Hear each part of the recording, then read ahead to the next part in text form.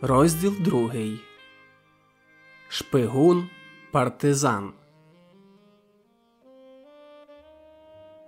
Мало того, що вона десь тиняється ледь не до самісінького світанку і забила на навчання. Та ще й, мамо, ти тільки уяви собі, ночами під подушкою порно дивиться. Я довго не хотіла казати, але ж вже не вперше. Що з неї росте? Це ж розпусниця. Долинав, мов крізь туман, до Поліниних вух сестрин остогидлий голос. Флейтистка, остаточно прокинувшись, прожогом підскочила з ліжка. «І це я розпусниця? Та яке твоє собаче діло до того, що я дивлюся, коли сама витворяєш легко уявити що, зважаючи на те, які отримуєш підношення? Так, я маю свій рівень непристойності, але за пристрасть ніколи не брала ні хабарів, ні нагород. Я тебе зараз задушу. Ти відібрала у мене Івана!» – закричала Поліна. Якщо точніше, хотіла це зробити, але чомусь з її вуст не злетіло ані звуку. «Ага, тобі навіть сказати нічого на своє виправдання», – підсумувала Анжела, різко відштовхнувши сестру. Мати зміряла суворим поглядом обох дочок. Вони були близнючками, але при цьому і характерами, і зовні дуже відрізнялися. Ще з раннього дитинства у дівчат повелося, що якщо Анжелі зав'язували хвостик, то Поля плакала, вимагаючи зробити їй яку завгодно зачіску, тільки не таку саму, як у сестри, і навпаки. І з часом Анжела висвітлила волосся і перефарбувалася в блондинку. Поліна ж так і лишилася брюнеткою. Королева краси стриглася завжди, як того вимагала мода. Простачка ніколи не змінювала свою довжелезну шевелюру, то заплітаючи її у дві коси, то беручи у хвіст, з тих пір, як його перестала носити сестра. З роками відмінностей ставало дедалі більше. Анжела постійно фарбувалася так, що її справжнє обличчя можна було тепер побачити лише поглянувши на Полю. Вона вкачала собі якесь лайно в губи, груди та сідниці, від чого її можна було б назвати гарною лише зі збоченої точки зору. Дивно, як їх батьки досі не зацікавились, звідкіля їх дитина весь час бере на все це кошти. Поліна здогадувалась, що сестра якимось чином дурить своїх хлопців, виманюючи у них гроші та подарунки, але як саме, їй знати не хотілось. Особливо зараз, коли злість та образа захопили все її єство. Дівчина вже почала всерйоз панікувати щодо свого голосу. Що сталося? Чому вона кричить, а ніхто не чує? І сама себе також. Це сон? «Анжело», – стомлено мовила мати. «Ти вже доросла, а так по-дурному поводишся, кажучи подібні речі мені. Я тобі вже не вперше нагадую, що ябедничати негарно. Тобі слід трохи менше гуляти, бо хоч ти і йдеш на золоту медаль, все ж доволі часто тебе також не застанеш вдома вночі. Де свій час проводить Поліна, я хоч знаю. Вчора бачила її на даху сусіднього будинку, і вона грала на флейті увесь час. Тож за неї моя душа відносно спокійна». Власниця шанельки Альбінки помітно обурилася, але сперечатися з матір'ю не стала, адже мала надто хитрий габітус характеру. «Вибач, мамо!» Відразу зробилася улесливою і, ледь не кланяючись, додала. «Піду займатися навчанням». «Іди, доню». Мати з Поліною залишилися на кухні самі. «Ну, а ти що скажеш? Вчора повернулася пізніше, ніж завжди. На тебе це не схоже. Я не спала і помітила, що ти мала надто вже сумний вигляд. Щось трапилося?» Флейтистка була приголомшена. Мати ніколи в неї такого не питала. Дівчина очікувала розмову про навчання або ж про її таємне захоплення, яке так нахабно викрила ненависна сестра, наче-то смертельний злочин, але точно не цього. «Мамо, мене Іван покинув», – хотіла спокійним голосом відказати простачка. Натомість все те лише беззвучно проплямкала. І тут сльози градом зірвались з її очей. «У тебе голос пропав чи що?» – злякалася матір. Поліна невпевнено закивала. Мати ловила на люту. «Вчора ти малася зустрітись з Ванькою. Це якось пов'язано з ним?» Дівчина спробувала сказати «так». Не вдалося.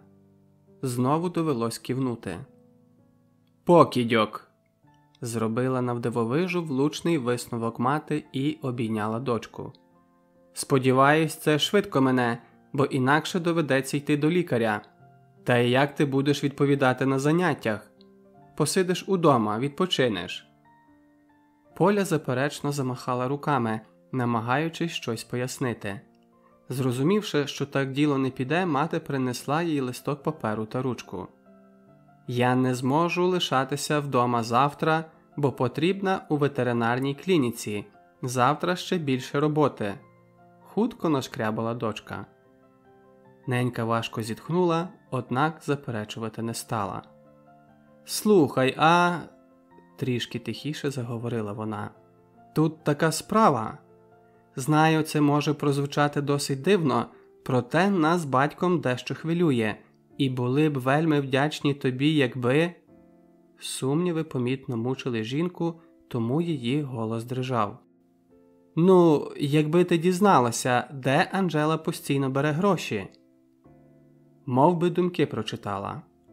«Невже для того, щоб тебе почули, треба навпаки втратити здатність розмовляти, опинившись у страшенно некомфортній ситуації, коли силуєшся, а лише пара з уст?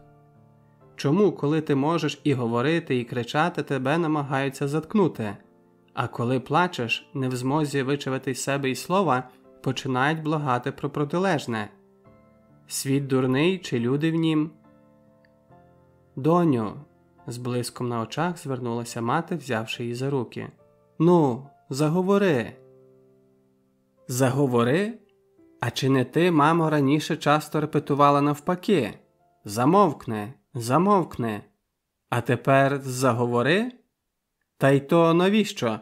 Аби відповісти, чи готова я стати шпигуном для Анжелки?» Кисло зметикувала дівчина. «Ну, добре. Я спробую якось розвідати те, про що ти мене просиш», – байдуже написала Поліна, в глибині душі чуючи щось недобре і не бажаючи взагалі пхати свого носа у цю справу. Вона зовсім не горіла бажанням помститися, та й хитрощів у її характері налічилося би менше, ніж мало, хоч і було так неприємно та боляче у зв'язку з вчорашніми подіями, що хотілося просто розчленувати сестру, нагодувавши потім тим м'ясом собак. Простачка зайшла до себе у кімнату, впала на ліжко і, як у моменти найбільшої радості чи найсильнішого смутку, вімкнула в навушниках улюблену музику. З Анжелиного програвача пищав якийсь чи то хлопець, чи то дівчина, вона ж сама сиділа над зошитами і смоктала своїми великими губами олівець. Полі довелось гучніше зробити у себе звук. Через 3 хвилини прослуховування дівчина збагнула, що не хотіла б, щоб собаки їли м'ясо, яке, по суті, вже на 80% складається із силікону. А те, що Іван проміняв її на Анжелу, ідентифікує його як бовдура, котрий ведеться на штучну красу. Отже, він такий же фальшивий. Значить, нема чого й журитися. Набравши повні легені повітря, Поліна відклала навушники вбік і спробувала будь-що буде, та лише б звільнитися від цього негативу, почути радісний звук. Звук волі. Вона хотіла закричати: «Я вільна! Я жива! Я щаслива!» Як полюбляв один з братів її подруги Ніни і як робила й сама раніше, постійно лякаючи цим сестру. Однак знову ні звуку не вирвалося, крім якогось непевного кряку. Їй здалося, що вона тільки напівшепотінням видала ці слова, або ж взагалі те лиш примарилося. «О, Мортен Гаркет, так легко та вільно ти своїм голосом протинаєш довколишній гамір, змушуючи янголів кружляти, коли я лиш на ледве чутний шепіт здатна», – безсило констатувала флейтистка. Певно, вона втрачала глузд, а назва пісні, котра саме почала звучати «We'll never speak again», розсмішила, зважаючи на її теперішній стан. Двері до кімнати прочинилися. Діловитими рухами Бурчик прошкутильгав, спинившись навпроти Анжели. Невдоволено забурчав і всівся на місці, зненацька підозріло покосивши на неї очі. Потім почав повільно крутити задом, як це зазвичай роблять коти перед стрибком. Ще мить, і він увіп'явся дівчині в руку зубами та кігтями, активно відштовхуючись задніми лапами. «А-а-а!» – осатаніло заволала сестра. Шанелька Альбінка лишень полохливо цявкала, ховаючи модну морду в подушку. Поліна заклякла на місці, не знаючи, що й робити. Не раз читала, що коти не собаки і не здатні захищати ім'я та честь свого господаря. «Лясь!» – пролунав удар. Бурчик відлетів на підлогу. «Стерво, як ти посміла підняти руку на мого кота?» – беззвучно скрикнула простачка. Не тямлячи себе від гніву, Поля підбігла і вперіщила Анжелу по обличчю, хоча раніше було навпаки. Королева краси загалайкотіла і мерщій чкурнула до матері. Полилися нові порції доносів. «Мамо, вона понівечила мені лице. Спершу натравила свого кота, він накинувся на мене, а потім ще й сама відлупцювала. Я ж казала тобі, ця лисиця лише вдає із себе миролюбну. Всі ці рослини тільки прикриття. Я ж тобі казала, що вона слухає якусь скажену музику, а під її впливом потім хоче мене вбити. Заборони їй слухати, повикидай всі ці вазони, а того дурнуватого кошака взагалі потрібно приспати. Він хворіє сказом». «Зараз я тебе присплю, дурепо», – розлючено подумала флейтистка. «Заборони їй говорити, заборони їй слухати, дихати мені ще можна?» Та на образи не було часу, оскільки кіт несамовито тремтів. Поліна схопила Бурчика і чимдуж помчала до ветеринарної клініки. Раніше він не потрапляв у подібні ситуації, вирізнявся дуже слухняним характером і ні на кого не нападав, а такого роду потрясіння пережив вперше в житті. На щастя, хвилювалася дівчина даремно, і все минулося, варто було йому вколоти заспокійливе і налити трохи молока. Поліна з котом на руках вже поверталася додому, радіючи, що не застала нікого з друзів-колег, котрі відразу почали б розпитувати про її голос, аж раптом впізнала сестру. Вона крутилася біля дорогої машини. «Ми веземо тебе у готель, як і домовлялися», – почувся грубий чоловічий голос. «Ти віддаєшся 4 за одну сесію і отримуєш обумовлену суму». «Так, звісно, як і домовлялися», – погодилася Анжела. «Що у тебе з рукою?» – спитав інший. «Кіт подряпав», – похилила голову дівчина.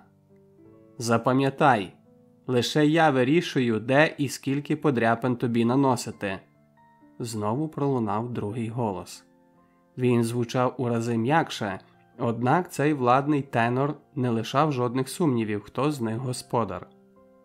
З авто висунулась рука і гучно ляснула Анжелу по щоці. Вона схлипнула, після чого покірно сіла до машини. Транспорт швидко зник з поля зору, завернувши за ріг вулиці. Поля ледь не випустила Бурчика з рук, що вже мирно дрімав.